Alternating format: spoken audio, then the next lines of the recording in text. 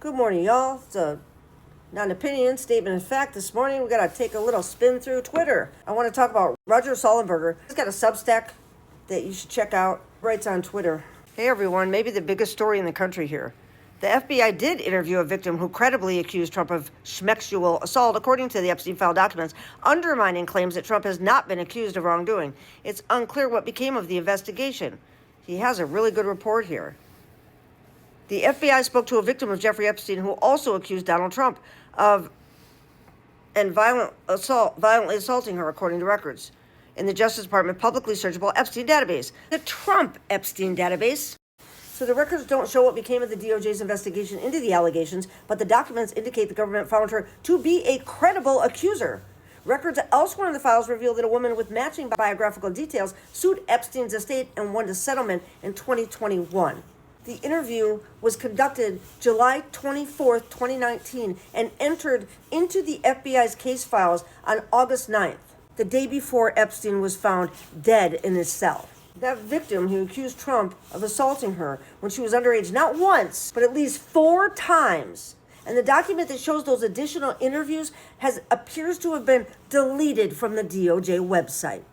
Underage accuser included Trump rape allegations in her lawsuit against Epstein. The victim, represented by Lisa Bloom's firm, reportedly received a financial settlement from the Epstein estate. The former underage teen who told the FBI she'd been schmexually assaulted by Donald Trump, according to the Epstein files, included matching the claims against the unidentified prominent wealthy man from New York and the schmexual assault and trafficking complaint she first brought against Jeffrey Epstein's estate in 2019.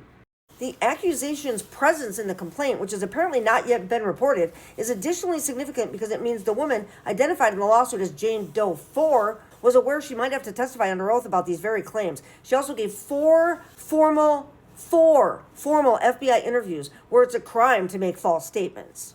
The lawsuit, without citing Trump by name, restates the same claim against him that the Justice Department flagged in an internal presentation last summer, which I reported on Sunday. But it's notable that the two claims aren't identical. The lawsuit, which Jane Doe 4 joined in December 2019, elaborates on the allegation as written by the FBI in that presentation. It includes additional and, warning you now, highly graphic accusations. The lawsuit also alleges that Epstein trafficked a girl to Trump, who is not named directly in the complaint, and encouraged him and other men to treat her brutally. However, as I reported a few hours ago, the DOJ's Epstein file database also appears to be missing 3 out of the 4 interviews that the woman gave the FBI. They're just not there. So we don't know a lot of what she said in those interviews. We also don't know a lot of what she said in the one interview that we do have, where the DOJ redacted several paragraphs. We don't know when and where the woman confirmed the claim, which first came in through a friend who called the FBI tip line, in which, according to the DOJ statements in that slideshow, the woman confirmed at some point to the FBI. Here's how her phrased allegation on the internal presentation last summer. Redacted stated Epstein introduced her to Trump, who subsequently forced her head down to his exposed, which she subsequently bit. In response, Trump punched her in the head and kicked her out. It took place in the mid-'80s when the victim was approximately 13 to 15 years old, and the same woman was also a victim of Epstein.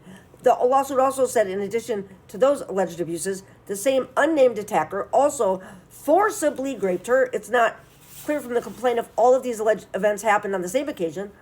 The lawsuit also states Epstein flew his victim from her South Carolina home to New York City several times, where he took her to intimate gatherings with other prominent wealthy men as fresh meat.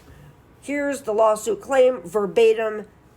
Jane Doe 4 was brutally and forcibly battered, assaulted, and raped by these other men that she met through Epstein. On one occasion, one of these prominent men forcibly slapped Jane Doe 4 in the face after she was forced to perform on him. The same man forcibly raped her in both places. On information and belief Epstein was aware of and indeed encouraged the assault of Jane Doe by these other men.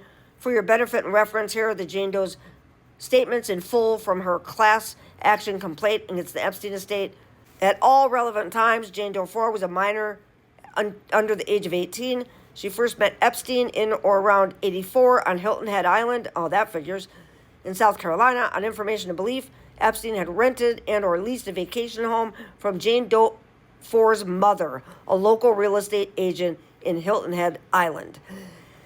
Oh my God. As was common in the area, she offered babysitting services to the tourists renting property from her mother. Jane Doe 4 was approximately 13 years old at the time when Epstein first hired Jane Doe 4 to work as a babysitter. For who? Who was she babysitting? When Jane Doe 4 arrived at Epstein's vacation rental in South Carolina, there were there you go. There were no young children to babysit. Instead, Epstein immediately offered 13-year-old Jane Doe 4 alcohol and drugs. Impressionable and shocked, she accepted his offering, and then he raped her for the first time later that night. He continued the same pattern of abuse and assault over the next several years. During summers, Epstein visited Hilton Head, hired her over and over. His abuse of her continued to cross state lines. He flew her to New York 3 or 4 different occasions. During these trips, he brought her to intimate gatherings. It was later made clear that he brought her to these parties to essentially offer her up as fresh meat to other men. Jane Doe 4 purportedly walked away with a financial settlement from the estate, which the case docket indicates would have been finalized sometime around December 2021. The government gave Maxwell's counsel all 4 of the victims' interviews previous month. Again, this reason is significant. It's a public record matching the FBI's internally documented and previously entirely unknown to the public child sex abuse allegation against Trump. It also appears to tie Epstein directly to her Trump allegations, claiming essentially that Epstein trafficked her to Trump when she was a child. 4 interviews, not 4 alleged assaults, 4 interviews. 3 of those interviews were previously unknown, and there is no record of them in the database. They have been deleted. Thanks, you guys, for watching my videos.